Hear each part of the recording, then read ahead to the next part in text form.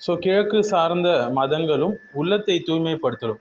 So உள்ளத்தை தூய்மைப்படுத்துறதுக்கு அவங்க என்னென்ன வழிமுறைகள் வச்சிருக்கிறாங்க என்பதை நம்ம முதல் கிளாஸ்ல சுருக்கமாக பார்த்தோம். அதனை தொடர்ந்து இன்று ஈஸ்டர்ன் ரிலீஜன்ஸ், அதாவது கிழக்கு மதங்கள் தான் உள்ளத்தை தூய்மைப்படுத்துது என்றும் சிலர் சொல்றாங்க, குறிப்பா மேற்கத்தியவர்கள்.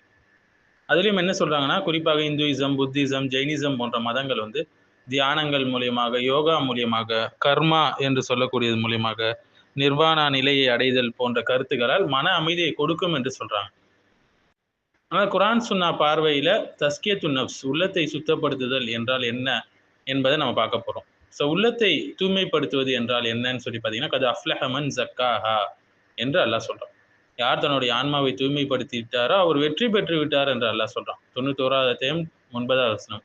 ஸோ இஸ்லாத்துல உள்ளத்தை சுத்தப்படுத்துவது என்பது ஷிர்கிலிருந்து சுத்தம் செய்வது, பிதாத் மற்றும் குஃபுரிலிருந்து ஒரு மனிதனை பாதுகாப்பது, அவனுடைய உள்ளத்தை பாதுகாப்பது, மேலும் அவனுடைய உள்ளத்தில் தௌஹீத், தக்வா, இஹ்லாஸ் போன்ற விஷயங்களை வளர்த்தெடுப்பது, மேலும் அல்லாஹ்வை மட்டுமே வழிபட வேண்டும் என்ற அந்த உள்ளத்தை சரிப்படுத்துவது.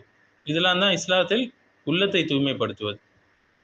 ஸோ சில இந்த கிழக்கு மதங்கள்ல பார்க்கலாம், பல தெய்வ கோட்பாடுகள் இருக்கும், கடவுள் அவதாரம் இருப்பது இருக்கும், பிரம்மமும் ஆத்மாவும் ஒன்றே என்ற கோட்பாடுகள்லாம் இருக்கு.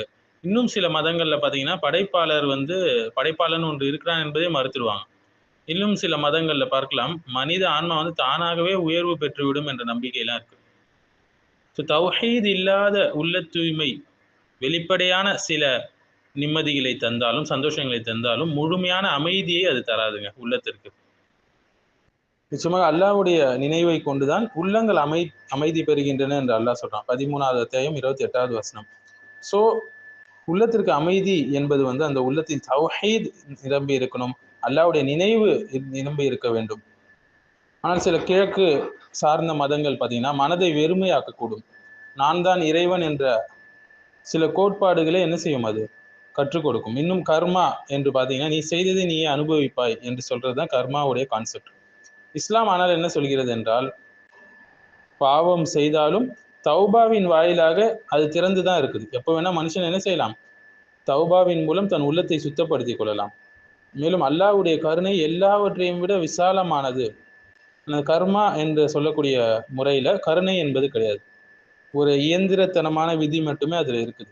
ஆனா இஸ்லாம் சொல்லக்கூடிய கதிர் என்று சொல்லக்கூடிய விதி எப்படிப்பட்டது என்றால், உனக்கு கதிரின் அடிப்படையில் பாவம் செய்து விட்டாலும் தௌபாவின் மூலியமாக, அல்லாஹ்வின் ரஹ்மத்தின் மூலியமாக அவன் உள்ளத்தை அவன் சுத்தப்படுத்தி கொள்ள முடியும். மேலும் ஆன்மாவும் பிரம்மமும் ஒன்றே என்று சொல்லக்கூடிய வஹதத்துல் வுஜூத் போன்ற சிந்தனைகள் இந்த கிழக்கு மதங்கள்ல இது ஷிர்க்குக்கு வழிவகுக்கக்கூடியதாக இருக்கு. ஏனென்றால் அல்லாஹ் தனித்துவமானவனாக இருக்கிறான். படைப்பாளியும் படைப்புகளும் வேறுபடுவது இஸ்லாத்துல. படைப்பாளன் வேறு, படைப்பினங்கள் வேறு. இதுதான் இஸ்லாத்துடைய அடிப்படை. நபி ஸல்லல்லாஹு அலைஹி வஸல்லம் சொன்னாங்க, உடலில் ஒரு சதை துண்டு இருக்கு, அது சீராக இருந்தால் உடல் முழுவதும் சீராக இருக்கும். அதுதான் இதயம் என்று சொன்னாங்க. அது சீர்கெட்டு விட்டால் முழு உடலும் சீர்கெட்டு விடும் என்று சொன்னாங்க. ஆனால் அந்த உள்ளம் எதை கொண்டு சீர்படும் என்றால் தௌஹீதை கொண்டு, திக்ரை கொண்டு, சுன்னாவின் மூலம்தான் அது சுத்தமாகும். மற்ற தியானங்கள் மூலியமாக, யோகா பயிற்சிகள் மூலியமாக, இதன் மூலம்லாம் அது வந்து சுத்தம் ஆகாது. ஸோ உண்மையான உள்ளத்தை சுத்தப்படுத்துதல் என்றால் அவருடைய அகீதா சுத்தமாக இருக்க வேண்டும், பிதாத்தை விட்டு அவர் விலக வேண்டும், சுன்னாவை பின்பற்றக்கூடியவராக அவர் மாற வேண்டும், அதிகமாக குர்ஆனை ஓத வேண்டும், அதை புரிய வேண்டும், திக்ருகள் துவாக்களை அவர் அதிகமாக ஓதணும், ஹலாலான வாழ்க்கையை அவர் வாழ வேண்டும், உலமாக்களுடைய வழிகாட்டுதல் அடிப்படையில் தன்னுடைய வாழ்க்கையை அவர் அமைத்துக் கொள்ள வேண்டும். இதுதான் உண்மையான தஸ்கியா. ஆனால் கிழக்கு சார்ந்த மதங்கள் பார்த்தீங்கன்னா தற்காலிக ஒரு அமைதி அவங்களுக்கு கிடைக்கலாமே தவிர நிரந்தர ஒரு அமைதி உள்ளத்தில் என்பது கிடைக்கிறதுக்கு வாய்ப்பு இல்லை.